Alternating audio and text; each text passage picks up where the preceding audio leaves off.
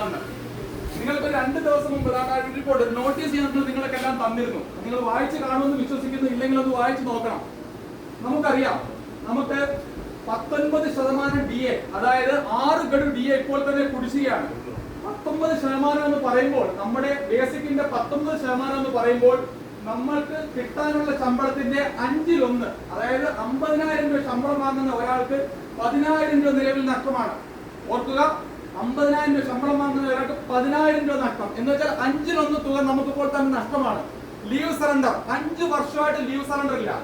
5 വർഷത്തെ 180 ദിവസം leave surrender നമുക്ക് നഷ്ടപ്പെട്ടിരിക്കുകയാണ്. ഞങ്ങൾ 1-2 സെക്ഷനിൽ ചെന്നപ്പോൾ അവിടെ ഇപ്പോൾ 5 വർഷത്തിൽ താഴെ സർവീസ് ഉള്ള കുട്ടികൾക്ക് ലീവ് സറണ്ടർ എന്താണെന്ന് അറിയത്തില്ല. കാരണം എന്താണെന്നറിയാമോ? അവർ ഇതുവരെ ലീവ് സറണ്ടർ അപേക്ഷ കൊടുത്തിട്ടില്ല. കാര്യം ലീവ് സറണ്ടർ ഇല്ല. അപ്പൊ അവർക്ക് ഇത് പറഞ്ഞു മനസ്സിലാക്കിയപ്പോഴാണ് ഇങ്ങനൊരു സംഭവം ഉണ്ടെന്ന് അവർ അറിയുന്നത് തന്നെ. ഇപ്പൊ 150 ദിവസത്തെ ശമ്പളം, അങ്ങനെ എല്ലാം കൂടെ നമുക്ക് ഏകദേശം ഒരാൾക്ക് 15 മാസത്തെ ശമ്പളമാണ് നഷ്ടപ്പെട്ടിരിക്കുന്നത്. ഈ സർക്കാർ, ഈ കൊള്ള സർക്കാർ നമ്മളിൽ നിന്നും 15 മാസത്തെ ശമ്പളമാണ് നമ്മൾ നഷ്ടപ്പെടുത്തിയിരിക്കുന്നത്. നിങ്ങളുടെ കയ്യിലുള്ള ആ ചാർട്ട് നിങ്ങൾക്ക് നോക്കാം. അതായത് പുതിയതായിട്ട് കയറുന്ന ഒരു ഓഫീസ് അറ്റൻഡന്റിന്റെ ബേസിക് 23,000 രൂപ, അയാൾക്ക് നഷ്ടപ്പെടുന്ന തുക 2,18,310 രൂപ.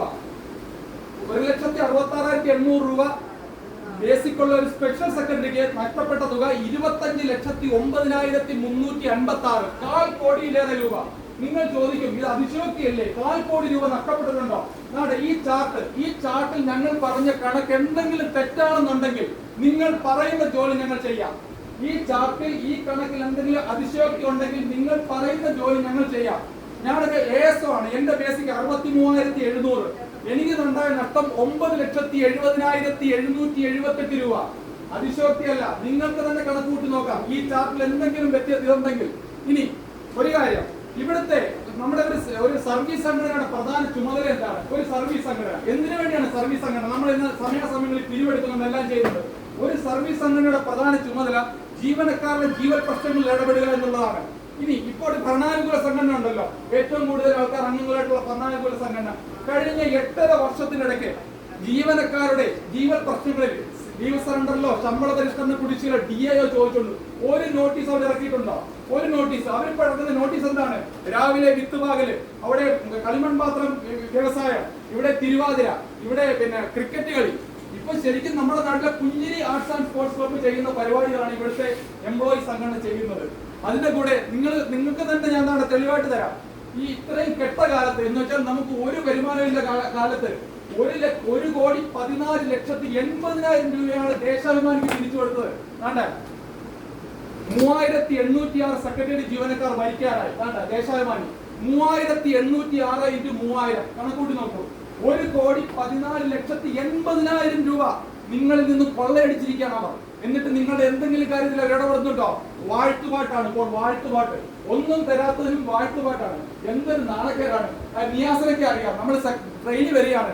ഇന്നലെ എന്റെ അടുത്ത് PWD ജോലി ചെയ്യുന്ന ഒരു NGO യൂണിയൻകാരൻ ചോദിക്കാൻ, എന്തൊരു നാണക്കേടാണ് സെക്രട്ടറി ജീവനക്കാർ.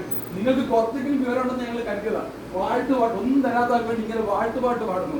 അപ്പൊ ഈ രീതിയിലാണ് ഇപ്പോൾ നമ്മൾ ഇതിലൊന്നും പങ്കെടുക്കാത്ത. എന്താണ്? എന്റെ സീറ്റ് നഷ്ടപ്പെടും, എനിക്ക് എന്തും ഇങ്ങനെ ഇരുന്നാൽ മതി. പക്ഷെ നിങ്ങൾ ഓർക്കുക, നിങ്ങളുടെ കാൽക്കീഴിലെ മണ്ണ് ഒലിച്ചുകൊണ്ടിരിക്കുകയാണ്. ഇനിയെങ്കിലും ഓർക്കുക, ഈ സമയം അപേക്ഷപ്പെടുത്തുന്നുണ്ടോ? ഇതുവരെ ഇല്ല. കാര്യം അങ്ങനെ സംഭവമില്ല. സുഹൃത്ത് എത്രയായി? 2 വർഷം 2 മാസമായതുള്ളൂ. അങ്ങനെ സംഭവമൊക്കെ ഉണ്ട് കേട്ടോ. അവർക്ക് അറിയത്തില്ല, അവർക്കൊന്നും അറിയത്തില്ല. അപ്പൊ കാൽക്കീഴിലെ മണ്ണൊലിച്ചു പോകുമ്പോഴെങ്കിലും നമ്മൾ പ്രതികരിക്കുക. ഇപ്പോഴെങ്കിലും നമ്മൾ പ്രതികരിച്ചില്ലെങ്കിൽ പിന്നെ എപ്പോഴാണ് സുഹൃത്തുക്കളെ പ്രതികരിക്കുന്നത്? നമ്മളുടെ സമരങ്ങളിലൂടെ നമുക്ക് തീർച്ചയായിട്ടും നമ്മുടെ ആനുകൂല്യങ്ങൾ നേടിയെടുക്കാൻ കഴിയും. ഒന്നിച്ചു നിന്നാൽ, ഐക്യമത്വ മഹാബലം, ഒന്നിച്ചു നിന്നാൽ നമുക്ക് നേടിയെടുക്കാൻ കഴിയാത്തതായി ഒന്നുമില്ല. അല്ലാതെ നമ്മൾ കുലംകുത്തികളാകരുത്. ഇനിയെങ്കിലും നമ്മൾ ഈ അടിമച്ചങ്ങല പൊട്ടിച്ചെറിയൂ. അടിമച്ചങ്ങല പൊട്ടിച്ചെറിഞ്ഞ് നമുക്ക് നഷ്ടപ്പെട്ട ആനുകൂല്യങ്ങൾ, നമ്മൾ പുതിയ ആനുകൂല്യങ്ങൾ ഒന്നും ചോദിക്കുന്നില്ല. നമുക്ക് കിട്ടാനുള്ള ആനുകൂല്യങ്ങളെ ചോദിക്കുന്നുള്ളൂ. ഈ കിട്ടാനുള്ള ആനുകൂല്യങ്ങൾക്ക് വേണ്ടി നമുക്ക് ഒന്നിച്ചു പോരുതാം.